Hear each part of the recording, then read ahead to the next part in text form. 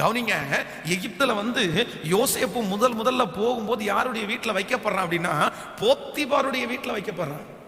நான் நம்புறேன் அந்த போத்திபார் ஒரு அடிமை. நீங்க அவனை வாசி பார்க்கும்போது அந்த போத்திபார் யோசேப்ப ஒரு அடிமைன்னு கூட பார்க்காம அவன் செய்யறதெல்லாம் நல்லா வந்துச்சு அப்படின்றதுக்காக அவனை நம்பி தன்னுடைய வீட்டிலே இருக்கிற சகலத்தையும் ஒப்புச்சானான். நம்மளா இருந்தா கூட அப்படி செய்ய மாட்டோம். இன்னைக்கு இந்த ஜபத்தில் இருக்கிற நிறைய பேருடைய வீடுகளிலே வீட்டில் வேலை செய்யறவங்க நிறைய பேர் இருப்பாங்க. ஆனா அந்த வேலை செய்யறவங்க நல்லா வேலை செய்யறாங்கன்றதுக்காக நிறைய பேருக்கு நம்பிக்கை வந்துடாது. ஒரு 10 வருஷம் 20 வருஷம் பழகினதுக்கு அப்புறம் தான் அந்த நம்பிக்கை வருமே தவிர எல்லாருடைய இருதயத்துக்குள்ளே ஒன்று இருக்கும், இவங்க இப்படி பண்ணியிருப்பாங்களோ. ஆனால் யோசேப்பை ஆண்டவர் போத்திபாருடைய வீடு அப்படின்னா நான் நம்புறேன் அந்த போத்திபார் ரொம்ப நல்லவன். அந்த வீட்டில் தான் கர்த்தர் கொண்டு போனார். அவனை கெட்ட ஒருத்தனுடைய வீட்டில் கொண்டு போகல.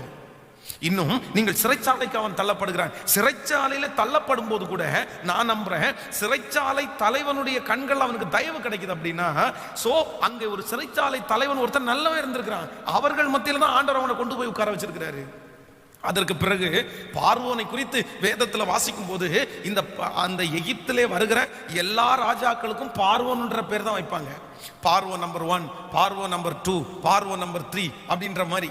அப்போ இஸ்ரவேல் ஜனங்கள் 400 வருஷம் அடிமைத்தனத்திலிருந்து வெளியே வரும்போது அப்போ ஒரு பார்வோன் இருக்கிறான். நீங்க அவனை வாசி பார்த்தீங்கன்னா வேதம் சொல்லுதும் அவன் மிக கடினமான ஒரு இருதயம் உடையவன், ரொம்ப கடினமான இருதயம் உடையவன். நீங்க வேதத்துல வாசித்து பார்ப்பீர்களே ஆனாலும் தெரியும். ஐயோ, அவனுடைய இருதயம் கடினப்பட்டு இஸ்ரவேல் ஜனங்களை அனுப்பவே மாட்டேன்றான். ஆனா இந்த பார்வோன் பாத்தீங்க அப்படின்னு கேட்டா ஒரு நல்ல மனுஷனா இருக்கிறான். இவன் சொப்பனத்திற்கு விளக்கம் சொல்லிட்டான்னு சொன்ன உடனே சரி நீ விளக்கத்தை சொல்லிட்ட, நீ போயிருப்பா, நான் பாத்துக்கிறேன் வேலையை அப்படின்னு பார்க்கவே இல்லை. யோசேப்பனுடைய கையில சகலத்தையும் ஒப்புவித்தான். அப்போ ஆண்டவர் யோசேப்பிற்கு கொடுத்த ஆசீர்வாதத்துல 17வது ஆசீர்வாதம், அவனை கொண்டு போன இடமெல்லாம் கர்த்தர் நல்ல இடத்துல தான் அவனை கொண்டு போய் உட்கார வச்சாரு. நல்ல இடத்துல தான் கொண்டு போய் உட்கார வச்சிருக்கிறாரு. சோதனை வர்றதுனால, பிரச்சனை வர்றதுனால உங்களை கெட்ட இடத்துல உட்கார வச்சிருக்காருன்னு நினைச்சிடாதீங்க. ஆண்டவர் இந்த ஜபத்துல இருக்கிற நிறைய பேரை கர்த்தர் நல்ல இடத்திலேயே கொண்டு போய் வைத்திருக்கிறார்.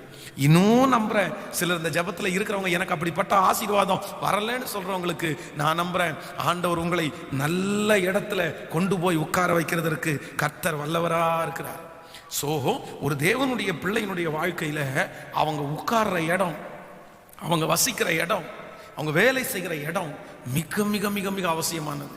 நீங்கள் லோத்தை குறித்து வேதத்தில் வாசிப்பீர்களே ஆனால் அவனுடைய வாழ்க்கையில அவன் இழந்து போகிறதற்கு காரணம், தன்னுடைய மனைவியை இழந்ததற்கு காரணம், தன்னுடைய 2 பிள்ளைகளும் ஒரு சாபமான சந்ததியை பெற்றுக்கொள்வதற்கு காரணம் வேற எதுவுமே இல்லைங்க, அவன் போன இடம் தாங்க காரணம்.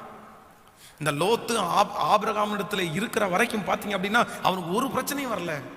ஆனா என்னைக்கு அவன் அந்த இடத்தை சேஞ்ச் பண்ணானோ, சோதோம் கொமோரா பட்டணத்தை எப்ப தெரிஞ்சிட்டானோ அவன் ஒரு மோசமான ஒரு இடத்திற்கு போனான்.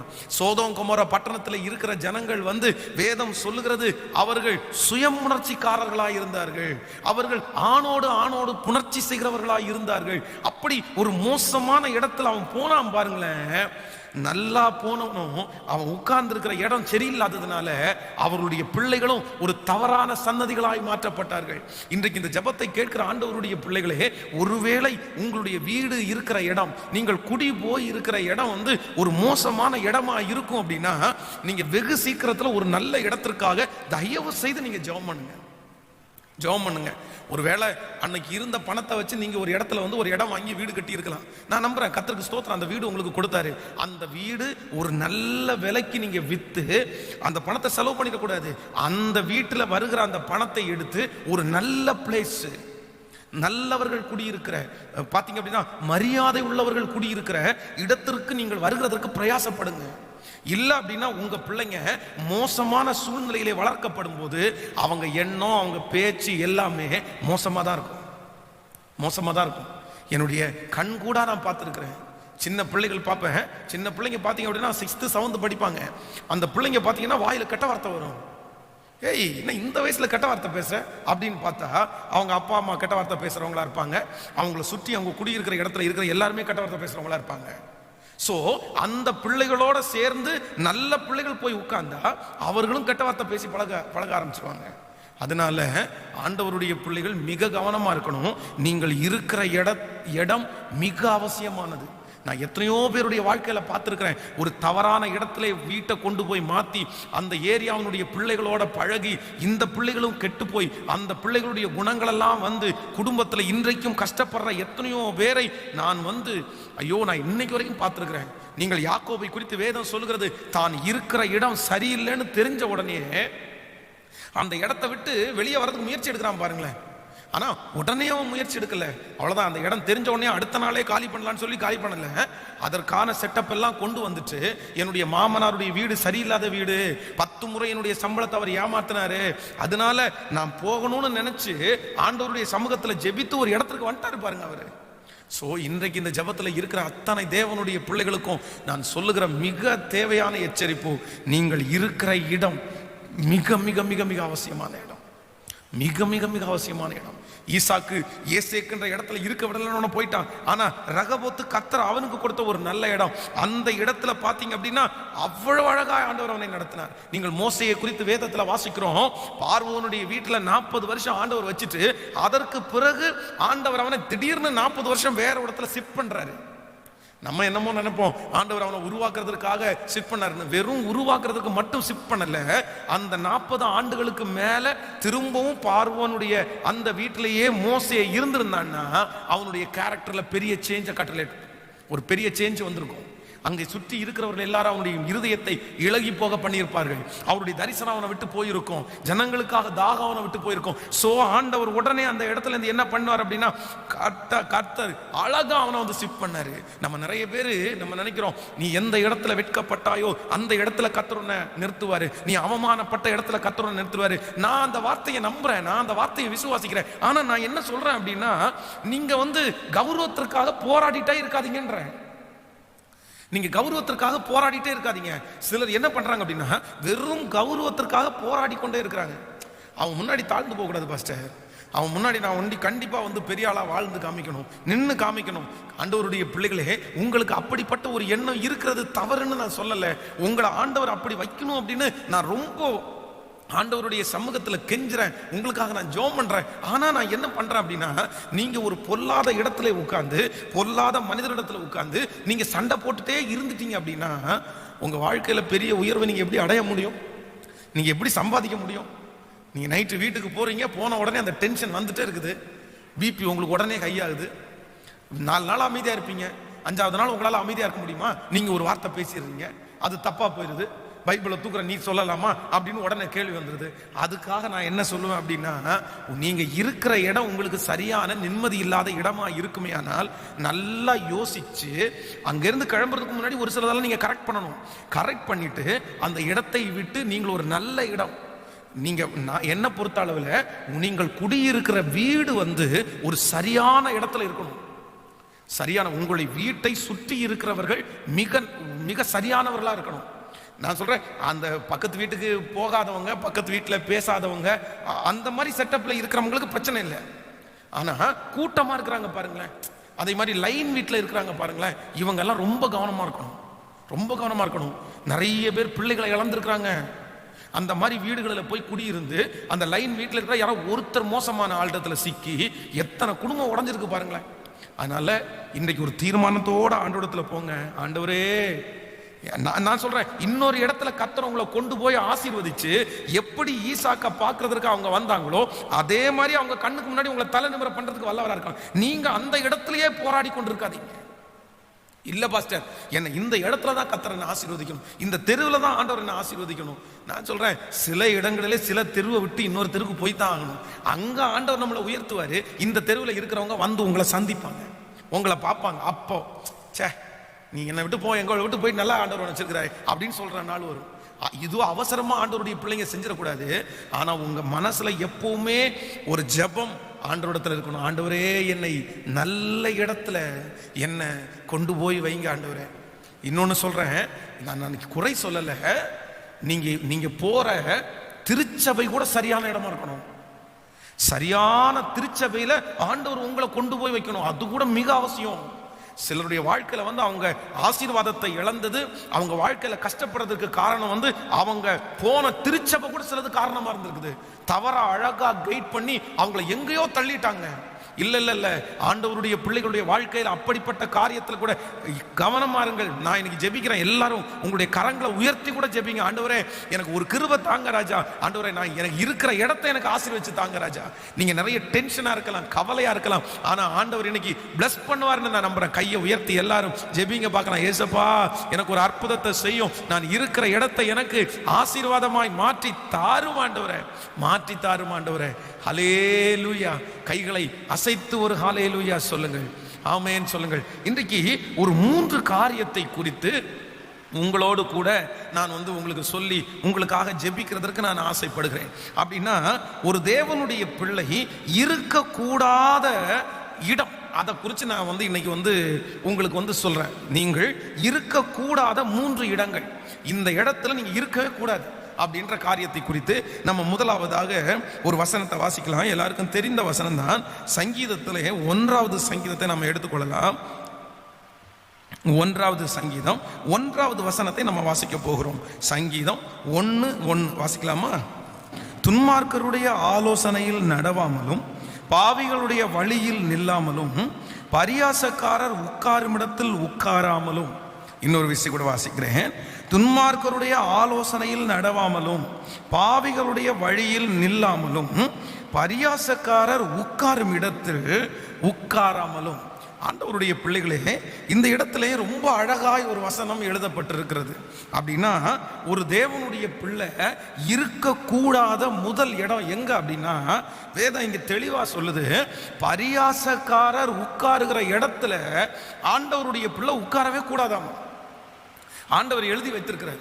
சில இன்னைக்கு இருக்கிற நாட்களில் பரியாசக்காரர் இந்த உலகத்தில் அதிகமாகிட்டே இருக்கிறாங்க. எங்கு பார்த்தாலும் பரியாசக்காரர்கள். ஒரு ஆபீஸுக்கு போனா அந்த ஆபீஸ்ல இருக்கிற மேனேஜரை, அந்த ஆபீஸ்ல இருக்கிற ஓனரை அப்படியே பரியாசம் பண்றது, அங்க இருக்கிற யாரோ ஒருத்தரை தவறான விதத்துல திட்டிட்டு இருக்கிறது.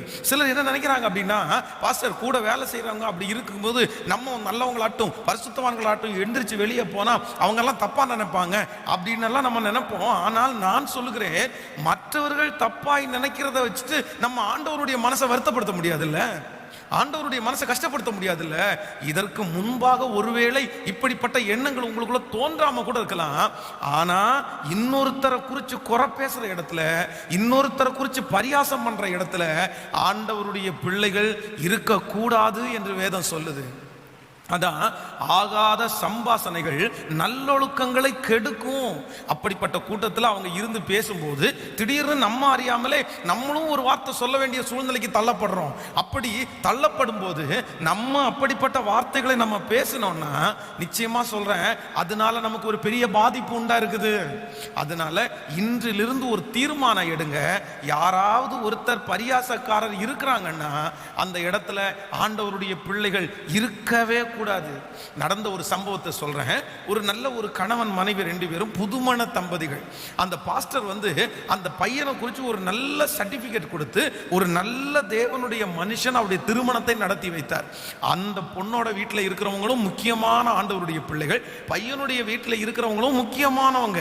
இவங்க 2 பேருமே பரிசுத்தவான்கள், சின்ன வயதிலிருந்தே திருச்சபையில வளர்க்கப்பட்டவர்கள். இந்த பையனுக்கு ஒரு கட்ட பழக்கமும் இல்லை, இந்த பிள்ளைக்கு ஒரு கட்ட பழக்கமும் இல்லை.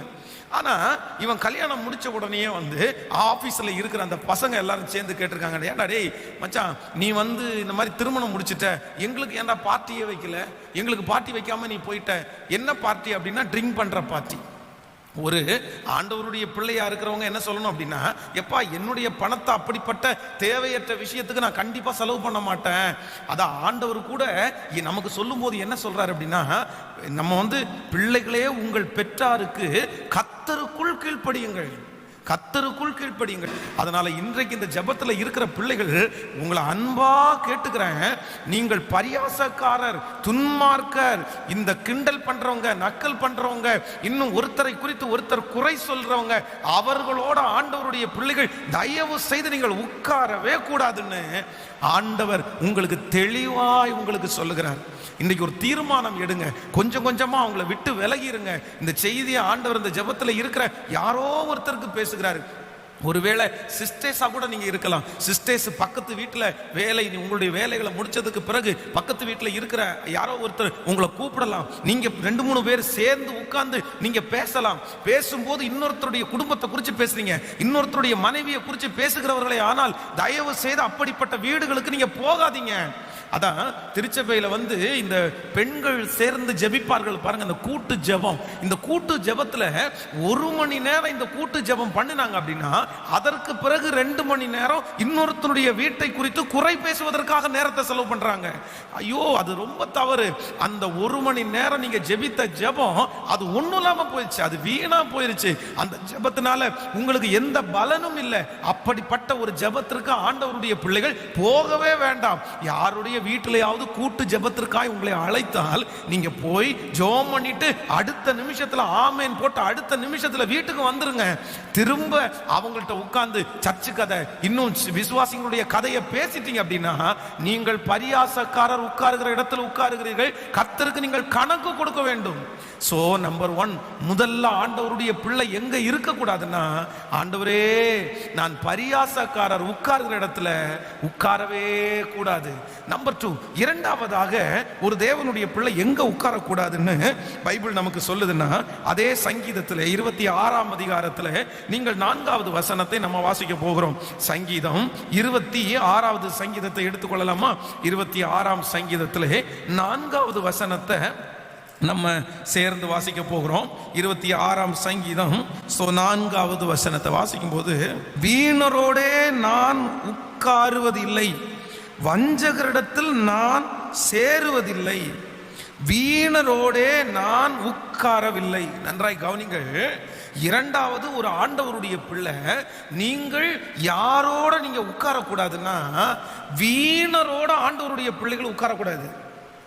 இந்த வீணர் அப்படின்னா என்ன அர்த்தம் அப்படின்னா, பயன்படாமலே இருக்கிறாங்கல்ல, பயன்படுவதற்கு விருப்பமே இல்லாம, அதான் சோம்பேறித்தனமானவர்கள்.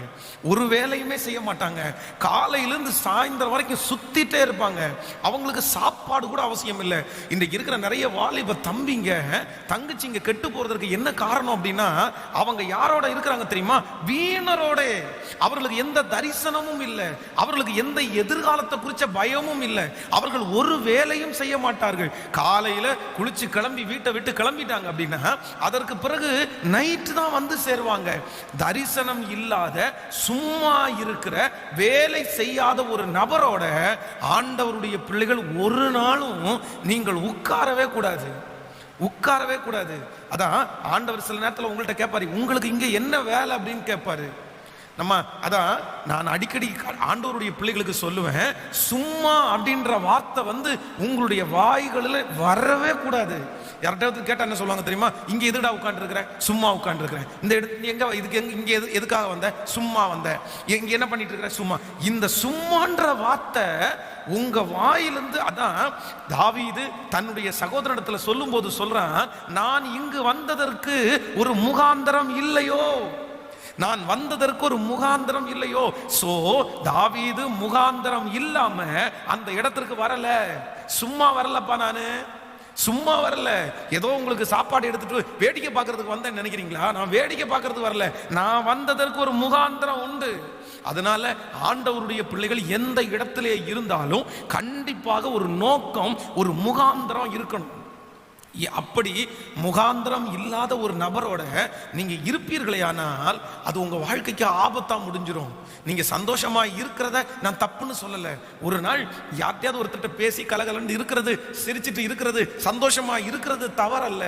ஆனா சிலர் யாரோட இருக்கிறதுக்கு விருப்பப்படுறாங்க அப்படின்னா, வீணரோட, யூஸ் இல்லாதவங்களோடைய, பயன் இல்லாதவங்களோடைய, ஒர்க் பண்றதுக்கு இன்ட்ரெஸ்டே இல்லாதவங்களோடைய, சாதிக்கிறதுக்கு விருப்பம் இல்லாதவர்களோடையே இருப்பீர்களே ஆனால் நிச்சயமா உங்க வாழ்க்கை ஒரு வெற்றிக்கு நேராய் கடந்து போகவே முடியாது, கடந்து போகவே முடியாது. எனக்கு இருக்க வேண்டிய ஃப்ரெண்ட்ஸ், நான் இருக்க வேண்டியவர்கள் யாரா இருக்கணும் அப்படின்னா, என்னை விட வேகமானவர்களா இருக்கணும், என்னை விட தரிசனம் உள்ளவர்களா இருக்கணும், அதான் ஒரு தேவனுடைய பிள்ளை யாரோட நீங்க நண்பர்களா இருக்கணும் அப்படின்னா, உங்களை விட ஆவிக்குரிய வாழ்க்கையில, உங்களை விட பிசினஸ்ல, உங்களை விட சம்பாத்தியத்துல ஒரு படி அதிகமான ஆளோட தான் உங்களுக்கு பழக்கம் இருக்கணுமே தவிர, உங்களோட குறைவான ஆட்களோட ஒரு நாளும் நீங்க பழக்கம் வச்சுக்காதீங்கன்னு தான் நான் சொல்லுவேன்.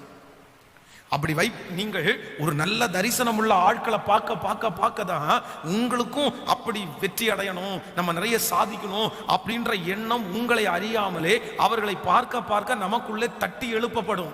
ஆனா நீங்க குறைவானவர்களுடைய பழக்கம் வைப்பீர்களே, ஆனால் உங்களுக்கு அப்படிப்பட்ட தரிசனம் உங்களுக்குள்ள வரவே வராது. ரொம்ப கவனமா ஆண்டவருடைய பிள்ளைகள் இருங்கள், ரொம்ப கவனமா இருங்க. நான் கர்த்தருடைய சமூகத்தில் சொல்றேன், ஆண்டவருடைய பிள்ளைகளே, இன்றைக்கு வரைக்கும் பெரிய திருச்சபை வச்சு நடத்துகிற, பெரிய ஊழியம் செய்கிற ஒவ்வொரு தேவனுடைய ஊழியர்களுடைய வாழ்க்கை சரித்திரத்தையும் நான் படிக்காம இல்லவே இல்லை. முக்கியமான தமிழ்நாட்டிலே இருக்கிற, இன்னும் வெளிநாடுகளிலே இருக்கிற முக்கியமான பெரிய பெரிய தேவ ஊழியர்களுடைய அந்த புக்கை இல்லைன்னா அவங்களுடைய வாழ்க்கை சரித்திரத்தை நான் வாசிச்சிருக்கிறேன். அப்போதான் எனக்குள்ள அந்த உத்வேகம், ஐயோ இந்த தேவனுடைய மனுஷன் இப்படி செஞ்சிருக்கிறாங்களா, இந்த தேவனுடைய மனுஷன் ஆண்டவர் இப்படி பயன்படுத்தி இருக்கிறார்களா, இவர்களுக்கு இவ்வளோ பெரிய கமிட்மெண்ட் இருந்திருக்குதா, இத்தனை மணி நேரம் ஒர்க் பண்ணியிருக்கிறாங்களா அப்படின்ற எண்ணங்கள் எனக்குள்ளே வளருவதற்கு அந்த புத்தகங்கள் மிகவும் பிரயோஜனமா மாறிடுச்சு. ஆனா ஒன்றும் இல்லாதவங்களோட நம்ம இருக்கும்போது நம்முடைய மனசாட்சி கூட குத்தணும். ஆண்டவருடைய பிள்ளைகளே, நான் ஃப்ராங்காக அவங்களோட பேசுகிறேன். நான் முன்பு ஒரு 10 ஆண்டுகள் இருக்கும்னு வைங்களேன், ஒரு 10 ஆண்டுகளுக்கு முன்பாக என்னுடைய ஊழிய நண்பர்கள் ஒரு 2-3 நண்பர்கள் கிடைச்சாங்க. ரொம்ப நல்ல நண்பர்கள், ஊழியத்தில் ஃப்ரெண்ட்ஸு. இந்த ஊழியத்தில் ஃப்ரெண்ட்ஸாக இருக்கிறதுனால அப்போ என்ன பண்ணுவார் அப்படின்னா, ஒரு தேவனுடைய ஊழியர் கான்ஃபரன்ஸில் பேசுவார். அவர் கான்ஃபரன்ஸில் பேசி நாங்கள் ஒரு 3-4 பேர் சேர்ந்து ஒருத்தருக்கு ஒருத்தர் டிஸ்கஸ் பண்ணி ரொம்ப ஹாப்பியாக இருந்தோம். ஹாப்பியாக பேசிட்டு சிரிச்சுட்டு, ஐயோ அவ்வளோ பெரிய சந்தோஷத்தில் அப்படி இருந்தோம். ஒரு நாள் ஆண்டவர் நான் என்னுடைய ஜெபத்தில் இருக்கும்போது ஆண்டவர் என்கிட்ட தெளிவாக பேசினார். என்ன பேசினார் அப்படின்னா, ஆகாத சம்பாசனை நல்லொழுக்கங்களை கெடுக்கும் அப்படின்னு பேசினார். அந்த வார்த்தையை கேட்டதிலிருந்து அவர்களோட பேசுறத அப்படியே ஸ்டாப் பண்ணிட்டேன். அவங்க என்னை திரும்ப எனக்கு கூப்பிட்டாங்க, என்னாச்சு அப்படின்னு. இல்லை, நான் எனக்கு கொஞ்சம் ஊழியம் இருக்குது, எனக்கு கொஞ்சம் ஒர்க் இருக்குது, நான் அப்படியே விட்டுட்டேன் ஃபுல்லாக. அதற்கு பிறகுதான் என்னுடைய ஊழியத்தில் ஒரு பெரிய வளர்ச்சியே பார்த்தேன். அதுக்கு முன்பாக அவர்களோடு அப்படி இருக்கும்போது நான் சந்தோஷமா இருந்தேன், நான் ஹாப்பியாக இருந்தேன். ஆனால் ஊழியத்தில் பெருசாக வெற்றி அடையவே முடியல. 3 மணி நேரம் 2 மணி நேரம் அவர்களோட பேசி நேரத்தை செலவிட்டது எனக்கு ஒரு மிகப்பெரிய பாவமாக தெரிஞ்சிருச்சு. ஆண்டவருடைய சமூகத்தில் அதற்காக ஆண்டவருடைய பிள்ளைகளை அதிகமாக நான் மன்னிப்பு கேட்டேன். ஆண்டவரே நான் மன்னிச்சிருங்க ஆண்டவரேன்னு கேட்டேன். ஸோ இன்றைக்கு இந்த ஜெபத்தில் இருக்கிற யாரோ ஒருத்தர் நீங்கள் வீணரோட உட்கார்ந்து இருக்கிறீங்களா? அவர்களுக்கு தரிசனம் இல்லை பிரதர், அவர்களுக்கு லக் இல்லை, அவங்களுக்கு பணம் சம்பாதிக்கணும், அவங்களுக்கு பிஸ்னஸ் பண்ணணும், எந்த மோட்டிவேஷனுமே இல்லை. அவர்களோட நீங்க போய் உட்கார்ந்தா உங்களுக்கு அந்த எண்ணம் தான் வரும். அதனால நோ, அவர்களோட வீணரோட, அதான் வேஸ்டானவங்களோட, வேலையே இல்லாம இருக்கிறவங்களோட ஆண்டவருடைய பிள்ளைகள் ஒரு நாளும் நீங்கள் சம்பந்தம் கலவக்கூடாது. அவர்கள் உட்கார்ற இடத்துல உட்காரவே கூடாது. ஆமேன் சொல்லுங்கள். நம்பர் 3, மூன்றாவது, ஆண்டவருடைய பிள்ளைகள் நீங்க எந்த இடத்துல உட்காரக்கூடாது அப்படின்னு பைபிள் சொல்லுதுன்னா, நீங்க லூக்கா எழுதின சுவிசேஷத்தை எடுத்துக்கொள்ளுங்கள். லூக்கா எழுதின சுவிசேஷம் 14ஆம் அதிகாரத்துல 14ஆம் அதிகாரம் 8வது வசனத்தை நம்ம வாசிக்க போறோம். 14ஆம் அதிகாரத்துல 8வது வசனத்தை வாசிக்கலாம். ஒருவனால் கல்யாணத்திற்கு நீ அழைக்கப்பட்டிருக்கும் போது பந்தியில் முதன்மையான இடத்தில் உட்காராதே. உன்னிலும் கனம் உள்ளவன் ஒருவேளை அவனால் அழைக்கப்பட்டிருப்பான். அப்பொழுது உன்னையும் அவனையும் அழைத்தவன் உன்னிடத்தில் வந்து இவனுக்கு இடம் கொடு என்பான். அப்பொழுது நீ வெட்கத்தோடையே தாழ்ந்த இடத்திற்கு போக வேண்டியதாய் இருக்கும். நீ அழைக்கப்பட்டிருக்கும் போது போய் தாழ்ந்த இடத்தில் உட்காரு. அப்பொழுது உன்னை அழைத்தவன் வந்து, சிநேகிதனே உயர்ந்த இடத்தில் வாரும் என்று சொல்லும் போது உன்னுடனே கூட பந்தி இருக்கிறவர்களுக்கு முன்பாக உனக்கு கனம் உண்டாகும். ஹல்லேலூயா. ஆண்டவருடைய பிள்ளைகளே, இந்த இடத்துல ஆண்டவர் தெளிவா எழுதி வச்சிருக்கிறாரு. ஒரு தேவனுடைய பிள்ளை மூணாவது எந்த இடத்துல உட்காரக்கூடாதாமா, நீங்க முதன்மையான இடங்களிலே போய் உட்கார்றதற்கு ஆண்டவருடைய பிள்ளைங்க கொஞ்சம் தூரத்துல நிக்கணும். கொஞ்சம் தூரத்துல நிக்கணும். பொதுவாக நம்மை பொறுத்த வரைக்குமே உயர்ந்த மனிதர்களோட இருக்கிறதற்கு நம்ம நிறைய நேரத்தில் விரும்புவோம். ஒரு மேடையில் ஒரு பெரிய ஆள் இருக்காங்க அப்படின்னா அந்த இடத்துல நீங்களும் நம்மவும் அவங்கள மாதிரி இருந்தோம்னா அதான் அந்த மேடையில் அப்படி அவங்க கூட போய் உட்காரலாம் அப்படின்னு சிலருக்கு இருக்கும், அந்த எண்ணம் இருக்கும். ஆனால் ஒன்று நினைத்து கொள்ளுங்கள், இந்த வார்த்தையை ஆண்டவர் எழுதி வைத்திருக்கிறதுல நிறைய வித்தியாசம் இருக்குது. இல்லை, ஆண்டவருடைய பிள்ளைகள் முதல்ல நீங்க முன்னாடி உட்கார்றத நீங்க கொஞ்சம் குறைச்சிக்குங்க. நீங்க அப்படிப்பட்ட எண்ணத்துல நீங்க இருக்காதீங்க. அதான் நான் அடிக்கடி சொல்லியிருக்கிறேன். ஒரு ஸ்கூல்ல படிக்கிற எல்கேஜி படிக்கிற ஸ்டூடெண்ட்டு, அந்த எல்கேஜி படிக்கிற ஸ்டூடெண்ட் அந்த பையன் ரன்னிங்ல ஃபர்ஸ்ட் எடுக்காததுனால அவங்க அம்மா அவனை போட்டு அடிக்கிறாங்க நடு ரோட்ல. நீ ஏன் ஃபர்ஸ்ட் எடுக்கலன்னு கேட்டு அடிக்கிறாங்க. நீ தோக்கவே கூடாதுப்பா, நீ ஜெயிச்சு தான் இருக்கணும்னு சொல்றாங்க. இல்லை, நம்ம கண்டிப்பா ஆண்டவருடைய பிள்ளைகள், உங்களுடைய பிள்ளைகளை நீங்கள் என்கரேஜ் பண்ணும் போதும் நீங்களும், ஆண்டவர் உங்களுக்கு வசதி கொடுத்திருக்கிறது உண்மை, ஆண்டவர் உங்களுக்கு கார் கொடுத்திருக்கிறது உண்மை, அங்க இருக்கிற கல்யாண வீட்லயோ ஃபங்க்ஷன்லயோ இருக்கிற எல்லாரை விட ஆண்டவர் உங்களை நல்லா வச்சிருக்கிறது உண்மை. ஆனா நீங்க போன உடனே என்ன பண்ணிடக்கூடாதுன்னா, எனக்கு கார் இருக்கு, நான் கார்ல வந்தேன், நான் பெரிய பங்களா கட்டி இருக்கிறேன், நான் பெரிய உயர்ந்த மனிதன், நான் கோடீஸ்வரன் அப்படின்னுட்டு நீங்க ஒரு நாள் முன்னாடி போகவே கூடாது. முன்னாடி போய் உட்காரவே கூடாது. அந்த எண்ணம் உங்களுக்குள்ளே வரவே கூடாது. நீங்க எப்பவுமே ஒன்ன நீங்க, அதான் உலகத்துல ஒரு பழமொழி சொல்லுவாங்க, நிறைகுடம் தழும்பாதுன்னுவாங்க. உண்மையாய் ஆசீர்வதிக்கப்பட்டவங்க அவங்கள ஒருத்தர் முன்னாடி கூட்டிட்டு தான் போவாங்களே தவிர வாலண்டியரா அவங்க போய் முன்னாடி உட்கார மாட்டாங்க.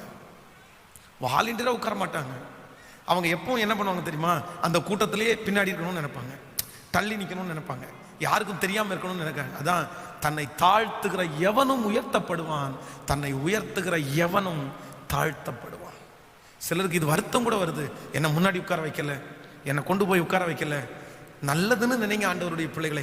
நீங்க முன்னாடி வராம அவுட் ஃப்ரேம்ல உட்கார்ற வரைக்கும் உங்களுக்கு பெரிய சேஃப்டி, உங்களுக்கு பெரிய ஆசீர்வாதம்.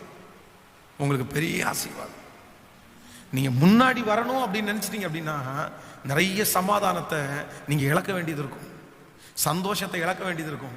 அதனால எப்பொழுதுமே நான் ஒரு தீர்மானம் எடுக்கிறேன், இனி எந்த இடத்துல போனாலும் என்ன நான் காமிக்கவே மாட்டேன். நீங்க பின்னாடி இருங்க, அவங்களா கூப்பிடுவாங்க, வாங்க பிரதர் முன்னாடி உட்காருவாங்க, வாங்க. அப்ப சமாதானமா போய் முன்னாடி உட்கார்ந்துட்டு சந்தோஷமா அந்த ஃபங்க்ஷனை அட்டன் பண்ணிட்டு நீங்க வாங்க. மனதுக்குள்ள இன்று நான் தான் என்னுடைய தான் உங்களுக்கு சாட்சியா சொல்ல முடியும். ஆண்டவருடைய பிள்ளைகளை ஒரு நாள் கூட நான் முன்னாடி இருக்கணும் அப்படின்னு ஆசைப்பட்டதே இல்லை. எனக்கு பின்னாடி கிடைச்சா நல்லா இருக்கும், அவ்வளவுதான். அதுல நல்லா உட்காந்து சத்தியத்தை கேட்டுட்டு ஆராதனை அட்டன் பண்ணிட்டு போயிட்டே இருக்கலாம்.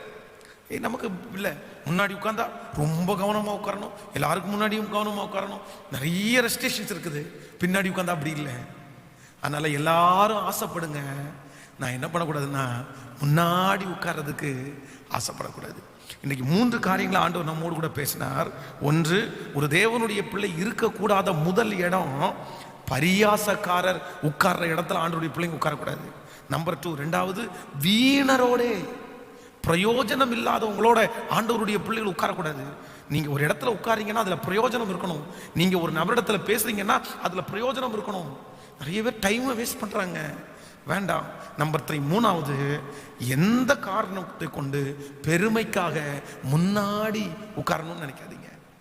நீங்க பின்னாடி இருங்க, ஆண்டவரே உங்களை முன்பாக ஆண்டவர் கொண்டு போக உள்ளவராக இருக்கிறார். ஹல்லேலூயா. யோசேப்புக்கு ஆண்டவர் கொடுத்த 17வது ஆசீர்வாதம், ஆண்டவர் அவனை நல்ல இடத்திலே ஆண்டவர் அவனை நட்டினார். யோசேப்பு கனிதரும் செடி, அவன் நீரூற்றண்டையில் உள்ள கனிதரும் செடி. இன்றைக்கு தீர்க்க தரிசனமா சொல்றேன், ஆண்டவர் இந்த ஜெபத்துல இருக்கிற அநேகரை, இதுவரைக்கும் உங்களை ஒரு நல்ல இடத்துல நீங்க உட்காராம இருக்கலாம், ஆனா இப்ப நம்ம ஜெபிக்க ஆரம்பிக்கும் போது ஆண்டவர் ஒரு திறந்த வாசலை தந்து இனி உங்களை கர்த்தர் நல்ல இடங்களிலே கொண்டு வந்து உட்கார செய்ய போறார். ஹல்லேலூயா.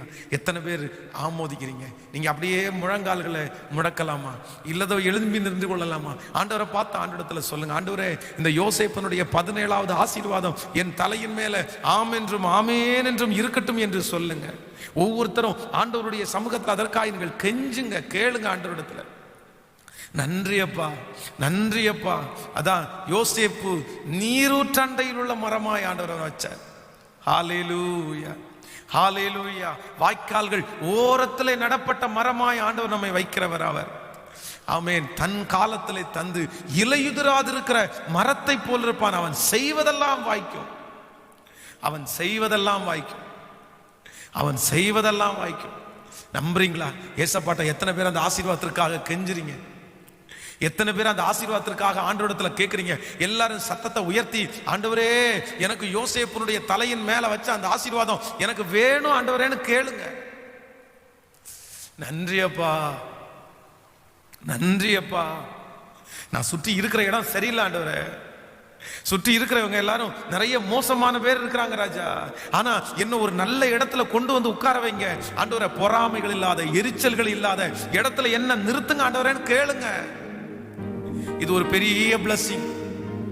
என் பிள்ளை அந்த மாதிரி ஒரு இடத்துல சிக்கி தவிக்குதே அப்பா, சுத்தி இருக்கிற ஜனங்கள் மோசமான இடத்துல என் பிள்ளை தவிச்சிட்டு இருக்குது, என் பிள்ளைய ஒரு நல்ல இடத்துல கொண்டு போய் வைங்க ஆண்டவரே. நல்ல ஆட்களோட உறவு என் பிள்ளைக்கு கிடைக்கட்டும்னு சொல்லி ஜெபிங்க. நன்றி ஆண்டவரே, நன்றி.